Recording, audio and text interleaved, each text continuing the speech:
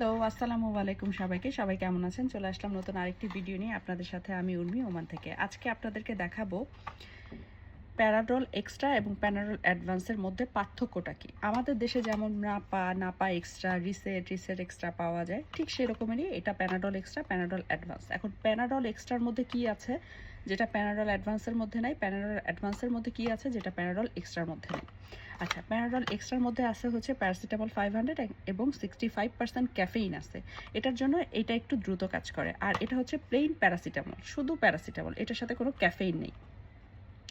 তো এই দুইটা ওষুধ সাধারণত আমরা কী কারণে খাবো? সাধারণত আমাদের যদি মাসিকের ব্যথা হয়, আমরা যারা মেয়েরা আছি মাসিকের ব্যথা হয়, বা জ্বর, কাশি, সর্দি, ঠান্ডা, হাত ব্যথা, গা ব্যথা, মাথা ব্যথা, সেক্ষেত্রে আমরা এই দুইটা ওষুধ খেতে পারি। এই দুইটা ওষুধ আপনি কোথায় পাবেন? এই দুটো ওষুধ সব জায়গায় পাওয়া যায়। আপনার ফার্মেসিতে পাওয়া যায়, বিভিন্ন ধরনের সুপার মার্কেটে পাওয়া যায়।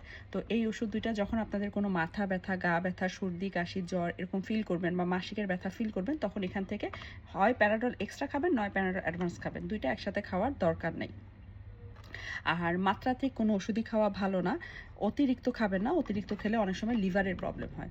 তো আমার এই ভিডিওটি যদি আপনাদের কোনো উপকারে আসে বা ভালো লাগে, তাহলে আমাকে লাইক করবেন, কমেন্ট করবেন এবং আমাকে ফলো দিয়ে রাখবেন, যাতে আমার নতুন ভিডিও আসলে আপনারা আপডেট পেতে পারেন এবং আমি যে সম্বন্ধে বলতে চাই সে সম্বন্ধে আপনার জানার আগ্রহ থাকলে আপনি জানতে পারবেন। সবাইকে থ্যাংক ইউ সো মাচ। আসসালামু আলাইকুম সবাইকে।